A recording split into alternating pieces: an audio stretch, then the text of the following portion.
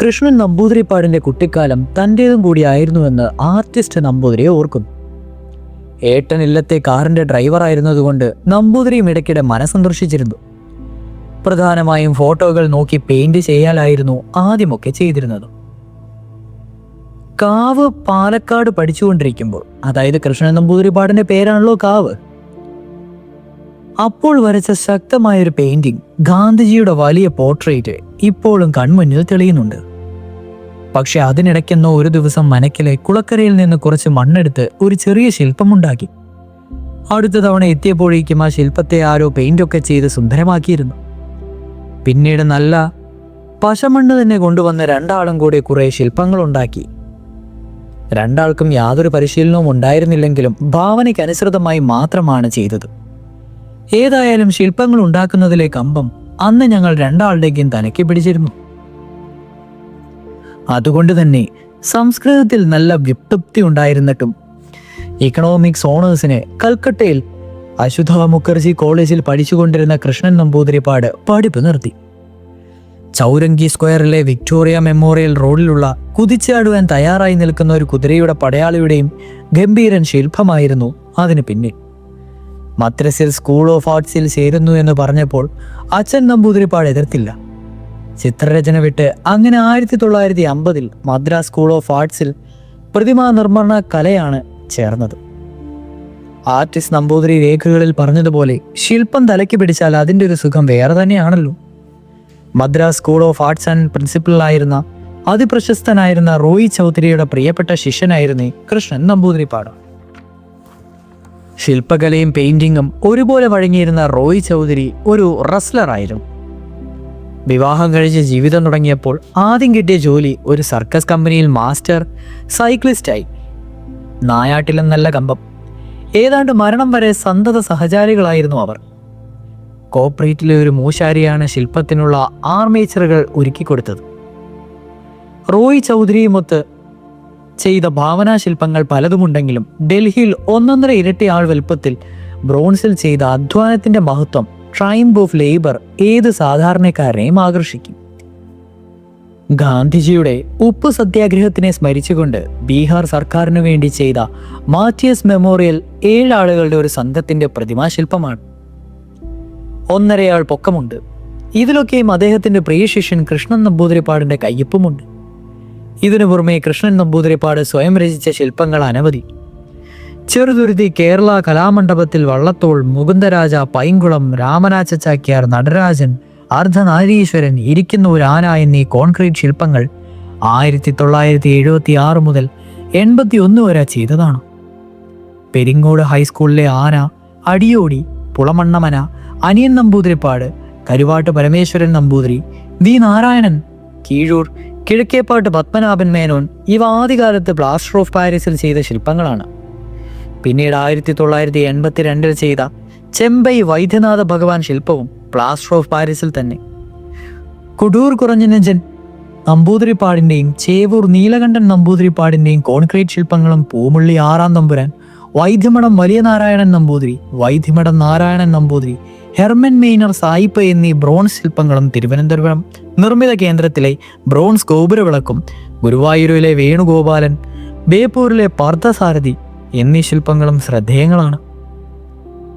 കോയമ്പത്തൂർ ആര്യവൈദ്യ ഫാർമസിയിലെ കുന്തി, ശ്രീകൃഷ്ണൻ, പാണ്ഡവർ, പഞ്ചാലി ശില്പങ്ങൾ ഈ ശില്പി തൻ്റെ 77-ാം വയസ്സിലാണ് ചെയ്തതെന്ന് ഓർക്കുമ്പോൾ അദ്ദേഹത്തിൻ്റെ ഈ കലയോടുള്ള അർപ്പണബോധം നമുക്ക് മനസ്സിലാവും.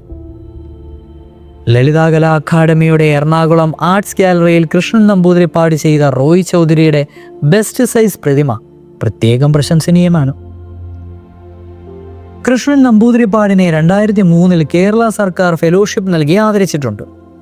തന്നിലുള്ള നൈസർഗികമായ കലാവാസനയോട് 100% ആത്മാർത്ഥതയും ആദരവും കാണിച്ചിട്ടുള്ള വ്യക്തിയായിരുന്നു കൃഷ്ണൻ നമ്പൂതിരിപ്പാട്.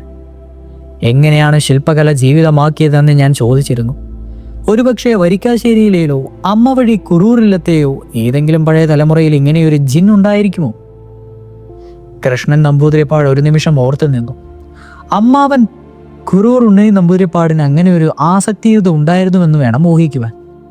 പക്ഷേ സ്വയം അറിയുന്നതിന് മുൻപ് തന്നെ ഈ വാസന തന്നെ നയിച്ചു തുടങ്ങിയെന്നും റോയ് ചൗധരിയുമായുള്ള കൂട്ടുകെട്ട് ആത്മവിശ്വാസമുള്ള ഒരു ശില്പിയാക്കിയെന്നും അദ്ദേഹം വ്യക്തമാക്കി. ആധുനികതയോടും ഒട്ടും താല്പര്യമില്ലാത്ത ക്ലാസിക് രീതിയിൽ നിന്നും ഒട്ടും വ്യതിചലിക്കാതെ നിയമബദ്ധരായ രചനാ സമ്പ്രദായമാണ് അദ്ദേഹം ശില്പകലയിൽ സ്വീകരിച്ചത്. ഓരോ പ്രതിമയുടെ പിന്നിലും ഒരു തപസ്സിൻ്റെ അനുഷ്ഠാനവും കാത്തിരിപ്പുണ്ട്. കേരളത്തിൽ ശില്പകലയ്ക്ക് ആസ്വാദന സമൂഹം കുറവായിരുന്നിട്ട് പോലും അദ്ദേഹം വേറെ കലയെ അന്വേഷിച്ചു പോയിട്ടില്ല. കല കൊണ്ട് ജീവിക്കുവാൻ ശ്രമിച്ചിട്ടുമില്ല. പക്ഷേ കലയിലൂടെ ജീവിച്ചു. ഒരുപക്ഷെ ലക്ഷ്മി ദേവിയുടെ പ്രസാദവും കോപവുമെല്ലാം ധാരാളം അനുഭവിച്ചിട്ടുള്ളത് കൊണ്ട് കലയുടെ കച്ചവടത്തിലേക്ക് ഇതിനേക്കാൾ പോലും മിനകെട്ടിട്ടില്ല. ഇന്നത്തെ ഈ കാലത്ത് തികച്ചും വ്യത്യസ്തമായൊരു വ്യക്തിത്വം. ജന്മത്തിൻ്റെ ബന്ധനങ്ങളുമെല്ലാം അകറ്റുമാറ്റി മദ്രാസ് സ്കൂൾ ഓഫ് ആർട്സിലെത്തിച്ച വാസനാബലം, അതിപ്രശസ്ത ശില്പിയായിരുന്ന റോയ് ചൗധരിയുടെ ശിഷ്യത്വം, അദ്ദേഹത്തോടൊപ്പമുള്ള നീണ്ട കാലത്തെ പ്രവൃത്തി പരിചയം, ഇങ്ങനെ ഒരു പ്രശസ്ത ശില്പകാരനിലേക്കുള്ള സാഹചര്യങ്ങളെല്ലാം തന്നെ ഒത്തിണങ്ങിയിട്ടും ഒരു സാധാരണ മലയാളി മനസ്സിന് ചിരപരിചിതനാവാഞ്ഞത് എന്തുകൊണ്ടാണ്? ഏതാണ്ട് ഇക്കാലത്ത് തന്നെ മദ്രാസ് സ്കൂൾ ഓഫ് ആർട്സിൽ പ്രശസ്ത ചിത്രകാരൻ KCS പണിക്കരും ഉണ്ടായിരുന്നു. പ്രശസ്ത ശില്പികനായി കുഞ്ഞിരാമനും പ്രശസ്തനായ ആർട്ടിസ്റ്റ് നമ്പൂതിരിയും ജൂനിയർമാരായ കുറേ പേരും ഉണ്ടായിരുന്നു. ചിത്രകലയിലെ മികച്ച പ്രാവീണ്യം, വിശാലമായ ഭാവനയിലും കലാകാരന്മാരോടുള്ള സ്നേഹവും KCSറ്റിനെ കൊണ്ട് ചിത്രങ്ങളും അതിലുപരി ചേളമണ്ഡലവും സൃഷ്ടിപ്പിച്ചു. കാലം വായിക്കാത്തൊരു കയ്യൊപ്പ്. കാനായി കുഞ്ഞിരാമന്റെ ശില്പങ്ങൾ, പ്രത്യേകിച്ചും മലമ്പുഴയിലെ യക്ഷി, മലയാളി മനസ്സുകളുടെ ജാലകങ്ങളിൽ അധികാരികത്തോടെ തുറന്ന് ശില്പകലയുടെ സൗഹൃദരയാക്കി. കരുവാട് വാസുദേവൻ നമ്പൂതിരിപ്പാട് ചിത്രശില്പകലയുടെ വിവിധ വിഭാഗങ്ങളിൽ തൻ്റെ കഴിവും മികവും പ്രദർശിപ്പിച്ച് ഇന്നത്തെ മികച്ച രേഖാചിത്രകാരനും ശില്പിയുമായ ആർട്ടിസ്റ്റ് നമ്പൂതിരിയായി. കലയോടുള്ള അർപ്പണ മനോഭാവവും സർഗാത്മകതയും അനുഭവ സമ്പത്തും ഇത്രയും അധികം ഒത്തിണങ്ങിയിരുന്ന കൃഷ്ണൻ നമ്പൂതിരിപ്പാടിൽ നിന്ന് കേരള ശില്പികലാലോകം വളരെയേറെ പ്രതീക്ഷിച്ചിരുന്നു. ജന്മം കൊണ്ട് തന്നെ സമൂഹത്തിലെ ഉന്നത ശ്രേണിയിലായിരുന്ന കൃഷ്ണൻ നമ്പൂതിരിപ്പാടിനെ തന്നിലെ കലയുമായി അഭിമുഖീകരിക്കുന്നതിലുപരി താല്പര്യങ്ങളിലും ഒന്നുമുണ്ടായിരുന്നില്ല.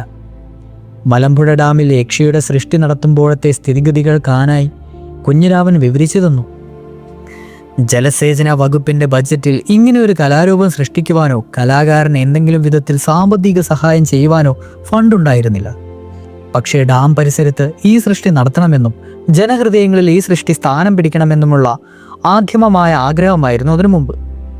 പ്രയാസങ്ങളൊന്നും തന്നെ അറിഞ്ഞിരുന്നില്ല. ഡാമിന്റെ ഡെയിലി ബേസ് സ്റ്റാഫായിട്ടാണ് അന്ന് യക്ഷിക്കും രൂപം കൊടുത്തത്.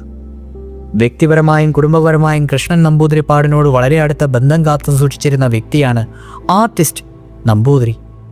ശില്പകലയിൽ പരമ്പരാഗത ശൈലി മാത്രം പാലിച്ചു പോന്നിരുന്ന റോയ് ചൗധരിയുടെ അരുമ ശിഷ്യനായിരുന്നു കൃഷ്ണൻ നമ്പൂതിരിപ്പാട്.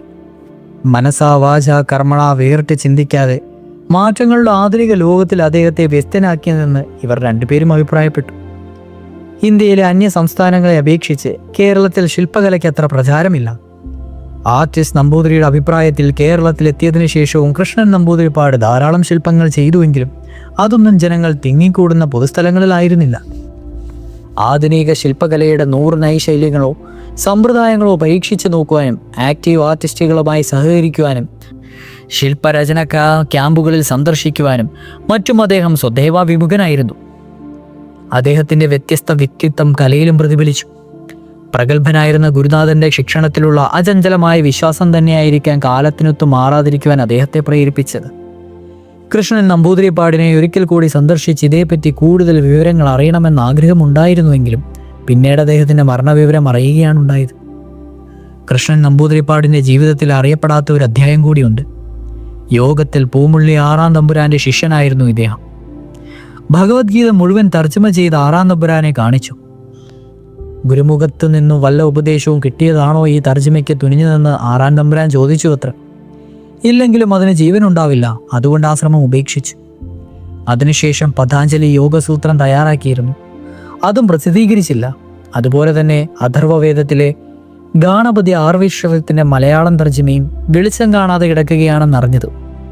സംസ്കൃതത്തിൽ നല്ല ജ്ഞാനം, വേദാന്തം ഇഷ്ടവിഷയം, ക്രിക്കറ്റും രസിക്കും.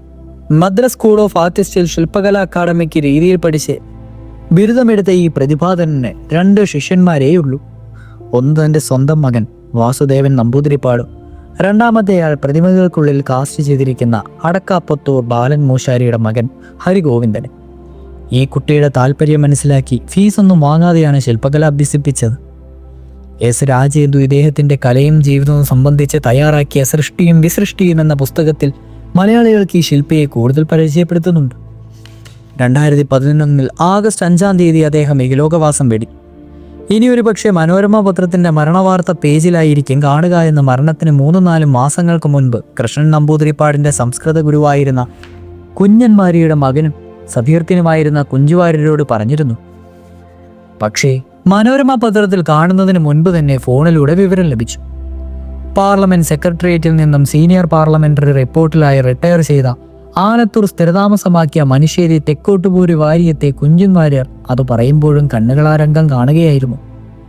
എനിക്കും ഒരിക്കൽ കാണുവാനും അതിൽ ലളിതവും സമ്പന്നവുമായ വ്യക്തിത്വത്തെ അടിത്തറിയുവാനും ഭാഗ്യം ലഭിച്ചതിൽ സംതൃപ്തിയുണ്ട്. ഇദ്ദേഹത്തിൻ്റെ രണ്ടാമത്തെ മകൻ വാസുദേവൻ നമ്പൂതിരിപ്പാടൻ അച്ഛൻ്റെ ശിഷ്യനാണ്. ഒറ്റപ്പാലത്തെ KV കൃഷ്ണയ്യർ ആൻഡ് സൺസിന് വേണ്ടി 5 അടി ഉയരത്തിൽ ഓടിൽ വാർത്ത ലക്ഷ്മി രൂപവും ശ്രീ ശങ്കര ട്രസ്റ്റിലെ കീഴിലുള്ള 4 സഹകരണ കോളേജുകളിൽ ശങ്കരാചാര്യരുടെ പ്രതിമകളും മാള പമ്പുകുമേക്കാവിൽ നാഗരാജാവിൻ്റെയും നാഗയക്ഷിയുടെയും കാഞ്ഞിരപ്പൂവള്ളി മനയിൽ ഭദ്രകാളിയുടെയും ശില്പങ്ങൾ മകൻ സിമെന്റിൽ ചെയ്തതാണ്. വരികാശ്ശേരി ഇന്നത്തെ തലമുറയിലെ ഏറ്റവും ഇളയ മകനാണ് കുഞ്ഞുണ്ണി തമ്പുരാൻ. കുഞ്ഞുണ്ണി തമ്പുരാൻ്റെ പേരാണ് രാമൻ നമ്പൂതിരിപ്പാട്. ഇപ്പോൾ കവളപ്പാറയിലെ ഒരു പഴയ തറവാട് വാങ്ങി അവിടെയാണ് താമസം. പ്രത്യേകിച്ചൊന്നും പറയുവാനില്ല എന്നായിരുന്നു സംഭാഷണത്തിൻ്റെ തുടക്കം. പക്ഷെ പറഞ്ഞു തുടങ്ങിയപ്പോൾ ഒരുപാട് കാര്യങ്ങൾ, ഒരുപാട് ഓർമ്മകൾ. ഭൂമിയും പണവും നഷ്ടപ്പെട്ടതിനേക്കാളേറെ സമൂഹത്തിലെ നിലയും വിലയും നഷ്ടപ്പെട്ടതിൻ്റെ വീർപ്പുമുട്ടലുകളായിരുന്നു വാക്കുകളിൽ നെള്ളിച്ചത്. രാജകീയ ജീവിതമായിരുന്നു.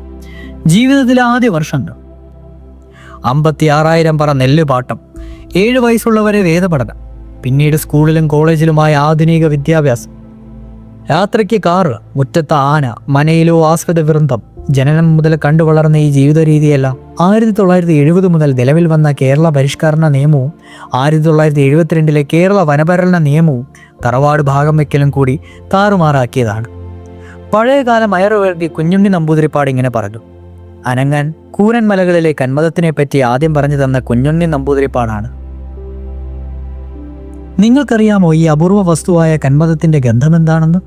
എനിക്കും അറിഞ്ഞിരുന്നില്ല. ഇല്ലത്തെ ഒരു പേരക്കുട്ടിയുടെ ടീച്ചറും നമ്മളെപ്പോലെ തന്നെ കാളിദാസത്തിൻ്റെ നാടകത്തിലെ ഉദ്യാനവർണ്ണനായി നടത്തിയപ്പോൾ ടീച്ചർ വിവരിച്ചു. കാറ്റിൽ കസ്തൂരിയുടെയും കൈതപ്പൂവിൻ്റെയും കന്മദത്തിൻ്റെയും മനോഹരമായ സുഗന്ധം. പേരക്കുട്ടി തീർത്തു പറഞ്ഞ കന്മദത്തിന് സുഗന്ധമേ ഇല്ലെന്നും വീട്ടിലുള്ളത് കൊണ്ട് തനിക്ക് നല്ലതുപോലെ അറിയാമെന്നും. പിറ്റേ ദിവസം കന്മദം കാണിച്ചു കൊടുത്തപ്പോഴാണ് എല്ലാവർക്കും മനസ്സിലായത് കന്മദത്തിന് സുഗന്ധമില്ല തന്നെ, ദുർഗന്ധമുണ്ട് താനും. ഹിമാലയ പർവ്വതങ്ങളിൽ കാണുന്ന അത്യപൂർവ വിഷത മൂല്യമുള്ള കന്മദം ഈ അനങ്ങൻ കൂരൻ മലകളിലുണ്ട്. വർഷത്തിൽ ചുരുക്കം ചില പ്രത്യേക ദിവസങ്ങളിൽ കാണപ്പെടുന്ന കന്മദം മുണ്ടുകൊണ്ട് മുക്കിയെടുക്കണം. ഗോമൂത്രം ചേർത്ത് ശുദ്ധി വരുത്തിയാൽ കന്മദത്തിൻ്റെ ഔഷധവീര്യം 10 മടങ്ങ് വർദ്ധിക്കും.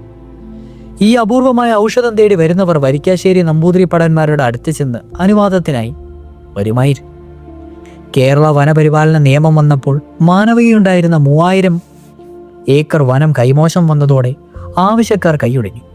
1974 വനം വകുപ്പ് മാനവക വനത്തിൻ്റെ ജടം നാട്ടിയപ്പോൾ കോടതിയിൽ കേസ് കൊടുത്തു. 40 വർഷങ്ങൾക്ക് ശേഷം 80 ഏക്കറിന് അനുകൂല വിധി ലഭിച്ചു. പക്ഷേ എക്കോളജിക്കൽ ഫോറസ്റ്റ് ലാഡിൻ്റെ കുരുക്കിൽപ്പെട്ട് കുറേ കാലം കിടന്നു. അവസാനം 40 കൊല്ലത്തെ അധ്വാനവും 6 ലക്ഷം രൂപയും നഷ്ടമായതോടെ വനഭൂമി 1 ഇഞ്ച് പോലുമില്ലാതെ എല്ലാം നഷ്ടമായി. പഠിക്കുന്ന കാര്യത്തിലോ അത് കഴിഞ്ഞ് നൂതന സംഭവങ്ങളിൽ ആവിഷ്കരിച്ച് നടപ്പിലാക്കുന്നതിലോ ഒന്നും യാതൊരു വിമുഖതയുമില്ലായിരുന്നു. എന്നിട്ടും അതൊന്നും ഫലപ്രാപ്തിയിലേ എത്തിയില്ല. ബാധ്യതകൾ വർദ്ധിക്കുകയും ചെയ്തു. അതിൽ നിന്നൊക്കെ കരകയറുന്നതിന് മുമ്പ് തന്നെ ഭൂനിയമവും വനപാലന നിയമവും വന്നതോടെ ഞങ്ങളുടെ നട്ടലൊന്നൊടിഞ്ഞെന്നാണ് രാമൻ നമ്പൂതിരിപ്പാട് ഓർത്തെടുത്തു പറഞ്ഞത്. 8 കൊല്ലത്തെ വേദപഠനം കഴിഞ്ഞ് 7ാം ക്ലാസ്സിലാണ് സ്കൂളിൽ ചേർന്നത്. ഗുരുമുഖത്ത് നിന്ന് ഓത്തുപഠിച്ചതിൻ്റെ ഗുണം പറയുകയായിരുന്നു കുഞ്ഞുണ്ണി നമ്പൂതിരിപ്പാട്.